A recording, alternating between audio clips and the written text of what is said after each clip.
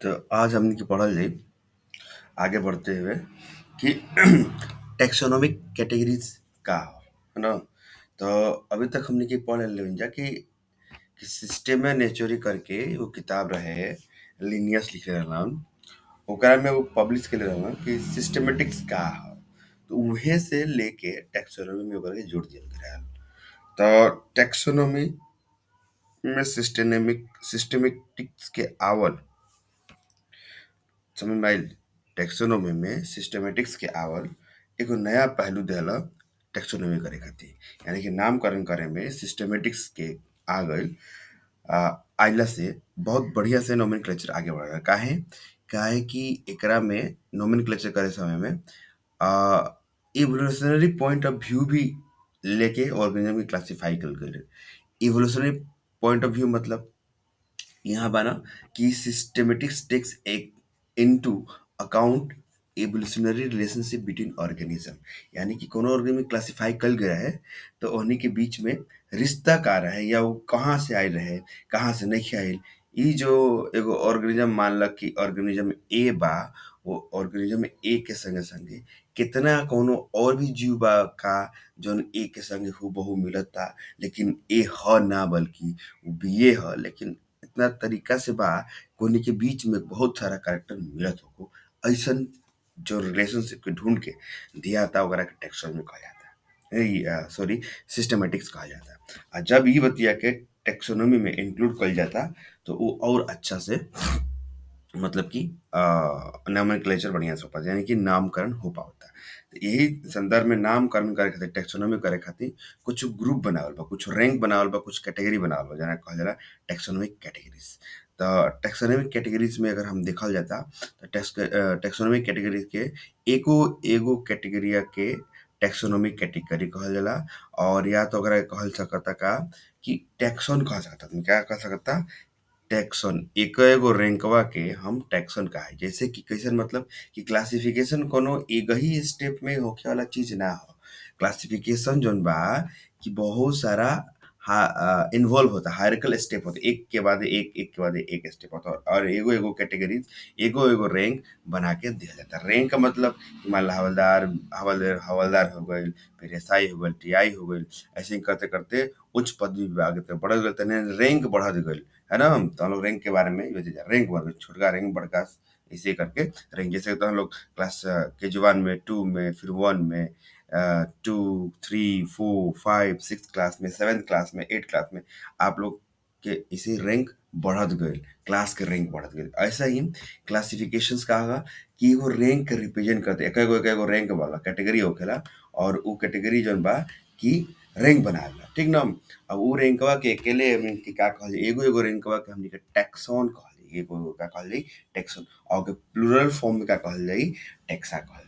तो ई बतिया ठू याद रखे बा। और यही के जौन सब रैंकवा के जो अरेंज एक का एक टोटली एगो एक ही संगे का कहाई टैक्सोनॉमिक हायरार्की कहाई। ठीक, तो ई तरह कइल गइल बा और टैक्सोनॉमी के बनावल गइल बा। तो टैक्सोनॉमी जौन भइल इ का होता, जैसे अगर के समझे के कोशिश आदमी करता तो एगो देखो हियां एक उदाहरण देले बा। का उदाहरण दिले भाई, कहता कि illustrated by an example, insect represent a group of organism। एगो इंसेक्ट कीड़ा हो गइल, इंसेक्ट कहते मतलब कि एगो पूरा जितना इंसेक्ट बा सबके वो रिप्रेजेंट करता। Sharing common feature like 3 pair of jointed leg, कितना pair of jointed leg 3 pair of jointed leg, ठीक ना। ई बतिया इहो एगो बतिया याद रखियो लो। कभी कभी आजकल का बा कि एनसीईआरटी है ना, एनसीईआरटी के एगो एगो एगो लाइनवा जौन बा बड़ा इम्पोर्टेंट होखेला नीट खातिर। देखो हइये पूछ दी कि कौन एकरा में से फीचर्स बा जौन कि काफी हद तक कॉमन फीचर होखेला ऑर्थोपोड्स में। हो सकता है कि और कैरेक्टर ऑर्थोपोड्स के न मिलो, लेकिन ई तो बात बा इंसेक्ट के न मिलो, सॉरी इंसेक्ट के न मिलो, हर हालांकि इहो ऑर्थोपोड में आ गइल, इंसेक्ट के न मिलो, मगर एगो कैरेक्टर ऐसन बा जौन कौनो भी इंसेक्ट होके आँख मूंद के हमनी के कह सकल जाई कि देखो भाई ई तो जॉइंटेड फूड ह, एकर मतलब ई कीड़ा ह। जॉइंटेड फूड मतलब बाहर से हमके जॉइंट समझ में आई, है ना। ऐसन बात नहीं है कि जॉइंटेड हमनी के पास जॉइंट बा, लेकिन हमनी के ऊपर से मांस चढ़ल बा, हमनी के ना लौक रहा है कि कहाँ एक्चुअली जॉइंट बा, है ना। या दूसरे जानवर को उतना जॉइंट समझ में ना आवेला। लेकिन एहनी के बहरिए से लौके लागी कहाँ-कहाँ जे चुटी हो गइल, मुड़िया त ओकर दिखाई, गर्दनवा ओकर समझ में अंदर धँसल बा, पेटवा ओकर दिखाई कइसन बा, गोड़वा में 3 गो खंडो कइसन लौकी, है ना? ऐसे ही एकर पूरा बॉडी डिवाइड बा 3 हिस्सा में, है ना? तीनों हेड, थोरैक्स, एब्डोमेन के रूप में, लेकिन यहाँ 3 पेयर्स ऑफ जॉइंटेड लेग होइ, जॉइंटेड लेग होखी और 3 गो पैर में, यानी कि आगे दाएँ और बाएँ मिला के केतना हो जाई? 6 गो गोड़ हो जाई यानी कि। ई एगो इम्पोर्टेंट कैरेक्टरिस्टिक्स ह कौन चीज के? इंसेक्ट के। अच्छा, एकर मतलब हो गइल it's means insect are recognizable concrete object which can be classified and thus we given a rank or category, मतलब कि एगो रैंक और कैटेगरी हमने कह सकल जी, काहे कि इंसेक्ट मतलब कोनो एगो जीव के नाम ना ह, एकरा में बहुत सारा जीव बा। ए तरीके से एगो रैंक बन गइल, कैटेगरी बन इंसेक्ट। ऐसे ही धीरे-धीरे रैंक टेक्सोन की कहानी चलत गइल और ऐसे ही क्लासिफिकेशन आगे बढ़त गइल और ओमे से एकेगो यूनिटवा टैक्सोन के का रिप्रेजेंट करेला? यूनिट, माने एकेगो यूनिट बा, ओकरा में एकेगो रैंकवा जौन बा, माने कि क्लासिफिकेशन के सबसे अगर केवल में कहो कि यूनिट का ह, तो एगो टैक्सन, कौनो भी टैक्सन ओकर क्लासिफिकेशन के यूनिट है। तो what is the smallest unit भी कोई पूछेला, यूनिट ऑफ क्लासिफिकेशंस, और what is called the unit of classification, unit of classification क्या कहल जाला? तो टैक्सोन कहल जाला एगो यूनिटवा के। और सबसे छोटका टैक्सोन जौन अभी तक बनावल गइल बा उ ह स्पीशीज, और सबसे बड़का टैक्सोन जौन भइल उ हमनी के फिलहाल में ले लेली का?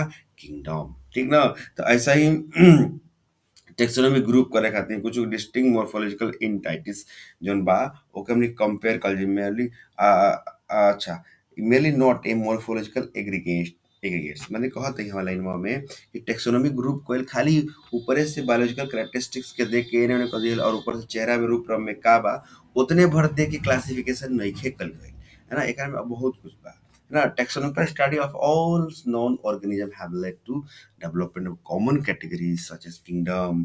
बहुत सारा टैक्सोनॉमिक स्टडी के बाद में कुछ कॉमन कैटेगरी बनी कि भाई कौना किंगडम में, किंगडम हो गईल, फाइलम हो गईल, डिवीजन हो गईल। अच्छा, यहाँ फाइलम और डिवीजन लिखले बा, एकरो पे एगो नीट में क्वेश्चन बनल हम देखले बानी कि का पूछलन स एकरा में कि भाई फाइलम और डिवीजन की जौन रैंकवा बा उ बराबर ह कि छोट है एगो, एगो बड़ ह, ऐसे पूछल जाला। तो याद रखिए लोग कि फाइलम और डिवीजन दोनों के रैंकवा के स्थिति एक ही ह, दोनों के रैंक के पोजीशन का ह? एके ह, लेकिन फाइलम और डिवीजन जौन शब्द बा, फाइलम के एनिमल क्लासिफिकेशन इस्तेमाल कइल जाला और डिवीजन के प्लांट किंगडम खातिर इस्तेमाल कइल जाला, यानी कि जहाँ वर्ड डिवीजन रहो मतलब वहाँ पौधा के बारे में बात कइल गइल होखी।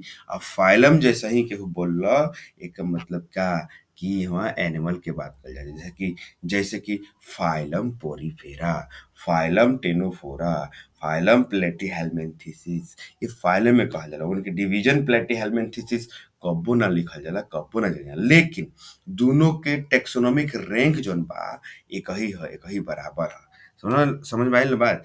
ऐसे ही हमनी के यही पे सवाल पूछले रहे। और का दिले बा भैया? Class, order, family, genus, species, ई सब का ह? ये सब टैक्सोनॉमिक कैटेगरीज ह, यानी कि कोई टैक्सॉन ह। जेकरा में सबसे बड़का टैक्सॉन कौन ह? किंगडम, आ सबसे छोटका ह स्पीशीज, इहो पूछेला। तो इ सब एनिमल के इ कैटेगरीज में बांटल गइल बा, ठीक? और का देले बा एकरे में, अब देखो कि के तरह हमनी के साइंटिफिक नाम के तरह लिखल जाला, इ बतिया हमनी के जान चुकल बन जा।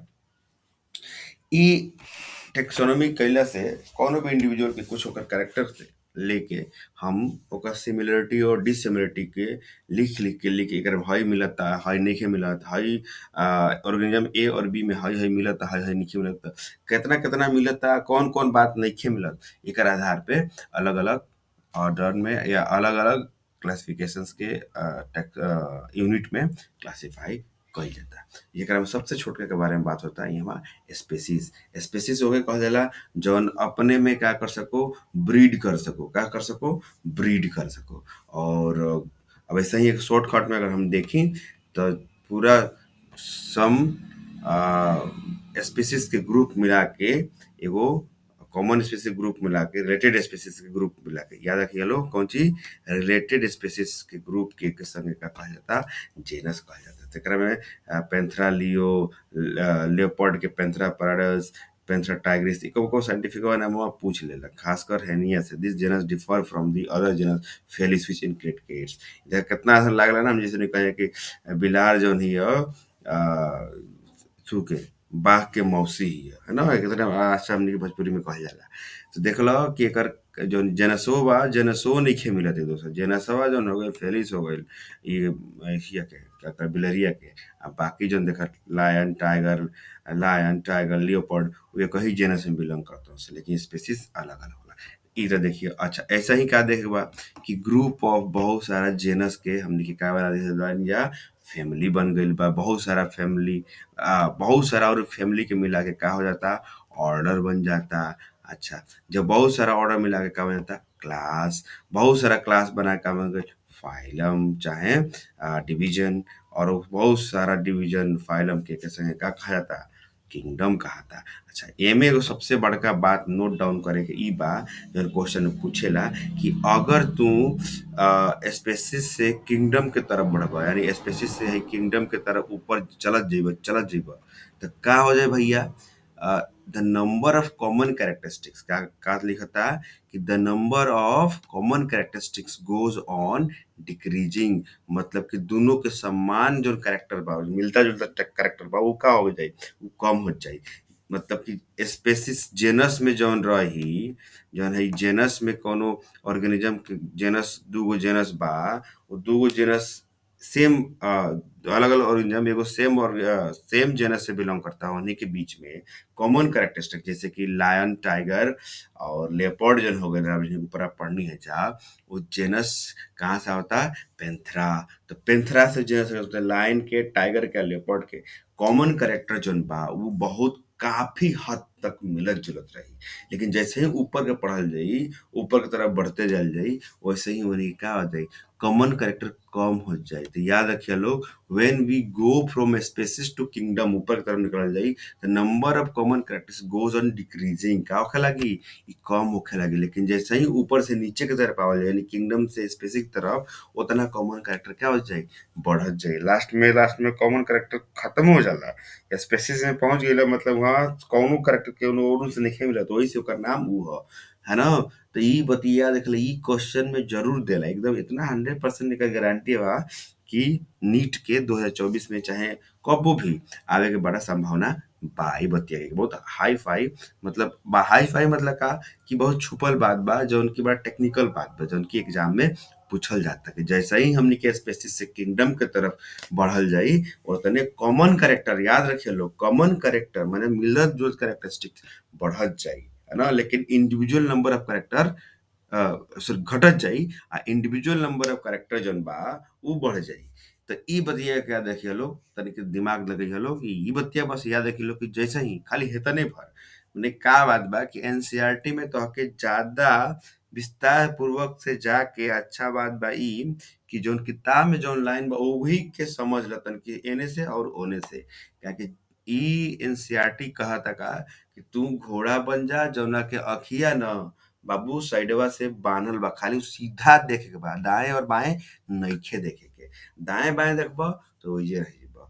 तो एनसीईआरटी ही से ही ई कएगो लाइनवा से क्वेश्चन बन जाता और नीट में पूछ दिया जाता।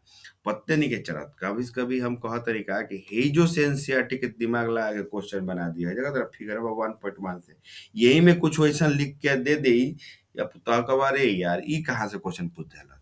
तो एग्जाम्पल से, फिगर नंबर से, कहीं से क्वेश्चन पूछिए देता टेक्निकल, जहां वो क्या लागत है कि लइकन कुल के आंख ना पहुंची, वो हमें से उठा के रख देता।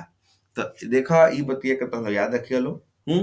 तो कहता का कि lower taxa more are the characteristics that the member within the taxa share. जितने नीचे आदमी आई ओतने ओकर मेंबर का करी, शेयर करी कॉमन कैरेक्टर, है ना। as higher the category, greater is the difficulty of determining the relationship other taxa at the same level। बड़ा प्रॉब्लम खेला गया। अच्छा hence the problem of the classification become more complex। और ये तरीके से क्या हो जाए, जितने ऊपर आदमी बड़े उतने क्लासिफिकेशन के प्रॉब्लम होखेला। अच्छा, हियाँ कुछु दिहल बा कि टेबल देले बा और टेबल में क्लासिफिकेशन करके दिखौले बा कुछ कॉमन ऑर्गेनिज्म जेके हम जानत हई कि मेन हो गइल, हाउस फ्लाई हो गइल, मैंगो हो गइल, व्हीट हो गइल। एमे से कभी कोई क्वेश्चन पूछ दी तो पूछी ज़्यादातर ज़्यादातर हाउस फ्लाई के बारे में पूछी कि हाउस फ्लाई के फैमिली कौन-सी रहे, है ना? या हाउस फ्लाई कौना ऑर्डर में बिलॉन्ग करता या हाउस फ्लाई कौन-सा क्लास में बिलॉन्ग करती। इतना ईज़ी तो नहीं पूछी, लेकिन फिर भी कौनो ठीक नइखे एगो क्वेश्चन दे दी कि ल बाबू हई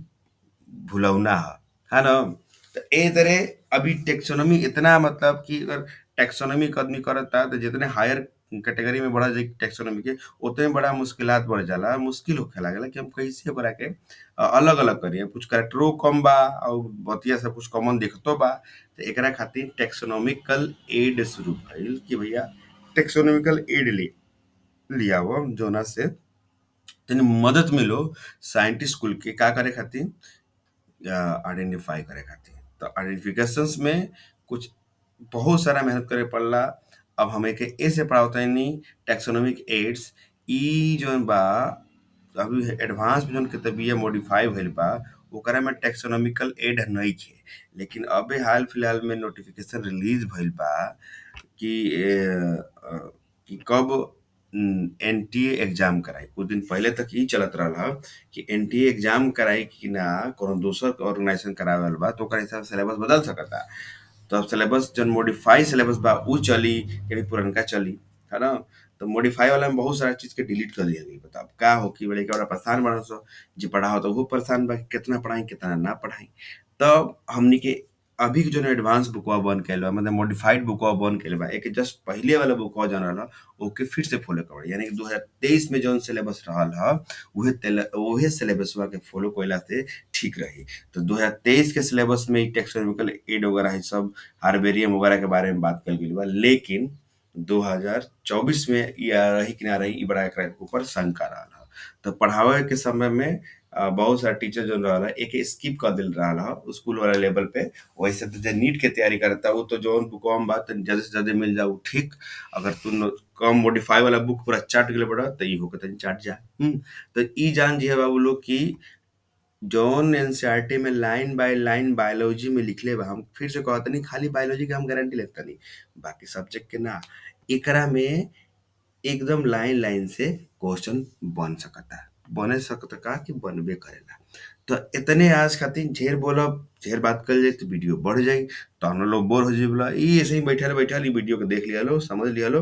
अब काल होखल कौन ची कल जौन बा एकरा में हार्बेरियम का कहाला, कैसे कहाला, ई केतरे-केतरे काम होखेला एकरा बारे में, बॉटेनिकल गार्डन केतरे सहायता करेला केहू के नोमेनक्लेचर में, म्यूजियम केतरे काम करेला, है ना? फिर जूलॉजिकल पार्क ई एगो कौन तरीका ह, फिर कीज़ सबसे इम्पोर्टेंट पॉइंट होला एकरा में बात करल जाई। तो कल के वीडियो में एकरा बारे में हमनी चर्चा करल जाई कि आखिर ई टैक्सोनॉमिकल एड के तरह हमनी के क्लासिफिकेशन करे में सहायता करी। तो इतने के संगे हम तोहन लोग के कहतानी कि अब चलो लोग अपन पढ़ाई-लिखाई करिहे बाबू लोग और एके देखिए लोग कुछ समझ में ना आई तो ज़रूर पूछिए लोग। ठीक?